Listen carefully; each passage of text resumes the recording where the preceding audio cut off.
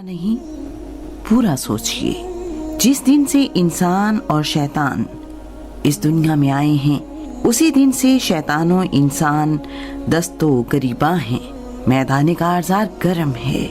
शैतान और उसके शतुंगड़े अपने मिशन पर काम कर रहे हैं। अंबिया अलैहिमुस्सलाम और उनके मानने वाले अपने मिशन की तकमील के लिए कोशा हैं। हक़ व बातिल की ये जंग अज़ल से शुरू है और सूर फूंके जाने तक जारी रहेगी। आज हम एक काम करने जा रहे हैं, रुकिए। मसरूफ़ ज़िंदगी में से वक्त निकालिए अपने लिए और अपने से जुड़े रिश्तों के लिए। नबी रहमत सरवर कायनात सल्लल्लाहु अलैहि व आलिहि वसल्लम ने एक हदीस हमें तालीम की। इसको फर्दन अपने ऊपर फिट करते हैं। मिशकात में इंटरनेशनल नंबर के मुताबिक 5127 हदीस, जिसमें नबी करीम सल्लल्लाहु अलैहि व आलिहि वसल्लम ने फरमाया, क्या तुम जानते हो मुफलिस कौन है? उन्होंने अर्ज किया, जिस शख्स के पास दिरहम हो ना मालो मता।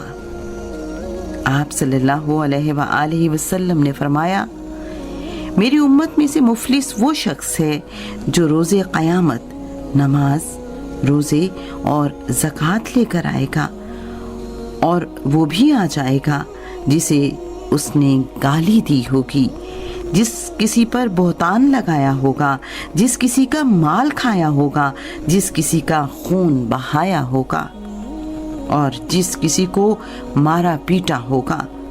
उस मजलूम को उसकी नेकियों में से नेकियां दे दी जाएंगी और अगर उसके ज़िम्मे हुकूक की अदायगी से पहले ही उसकी नेकियां ख़त्म हो गईं तो उन हक़दारों के गुनाह लेकर उस शख्स पर डाल दिए जाएंगे, फिर उसे जहन्नुम में फेंक दिया जाएगा। हम अपना अपना मुहासबा करते हैं। आइए, क्या हम नमाजों की पाबंदी कर रहे हैं? क्या हम रमज़ानुल मुबारक के रोज़े रख रहे हैं? क्या मालदार ज़कातो हज की अदायगी कर रहे हैं?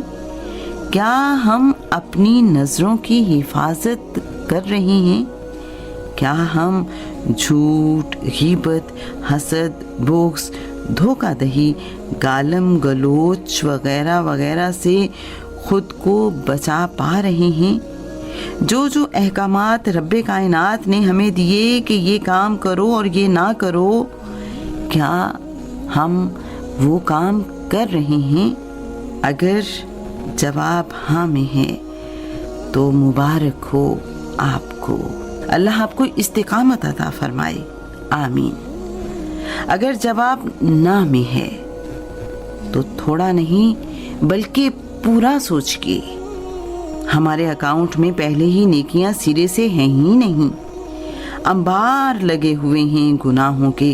तो ऐसे में अगर किसी के साथ जुल्म किया, धोखा दिया होगा, गाली दी होगी, चुगली लगाई होगी, हसद कीना और बोक्स पाला होगा, थप्पड़ मारा होगा, नाहक तरीके से माल खाया होगा, माँ बाप की नाफरमानी की होगी, वगैरह वगैरह, तो सोचिए और प्यारे नबी सल्लल्लाहु अलैहि वसल्लम का फरमान याद कीजिए कि नेकियां पहले से हैं ही नहीं बल्कि गुनाहों के अंबार लगे हुए हैं और मुद्दई खड़े हैं अपना हिसाब चुकता करने के लिए।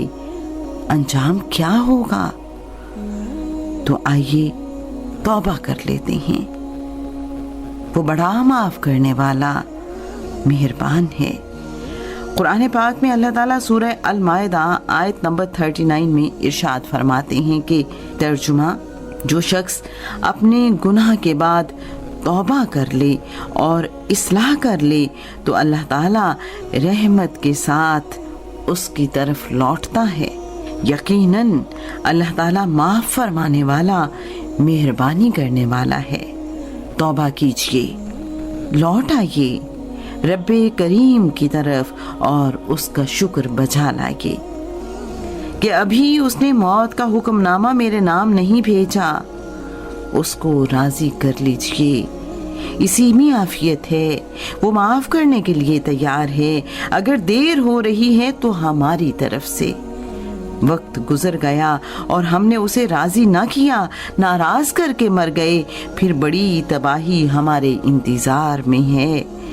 ہم واللہ برباد ہو جائیں گے اگر اسی حال میں مر کر چلے گئے۔ قرآن پاک میں اللہ تعالیٰ سورہ الفرقان آیت نمبر 34 میں ارشاد فرماتے ہیں کہ ترجمہ: جو لوگ اپنے منہ کے بل جہنم کی طرف جمع کیے جائیں گے وہی بدتر مکان والے اور گمراہ تر رستے والے ہیں۔ اگنور مت کیجیے، زندگی کی اس چلتی گاڑی کو روکیے اور تصور کیجیے کہ میں کدھر کھڑا ہوا ہوں، اہل جنت یا اہل جہنم میں۔ اگر آپ پہلی کیٹیگری میں فال کر رہے ہیں تو مرحبا، اللہ کا شکر بجا لائیے۔ اگر شومی قسمت دوسری کیٹیگری میں فال کر رہے ہیں تو اپنا محاسبہ کیجئے اور توبہ کر لیجئے۔ قرآن پاک میں اللہ تعالیٰ سورہ الانفطار آیت نمبر 6 میں ارشاد فرماتے ہیں کہ ترجمہ: اے غافل انسان، تجھے تیرے کریم رب سے کس چیز نے دور کر دیا؟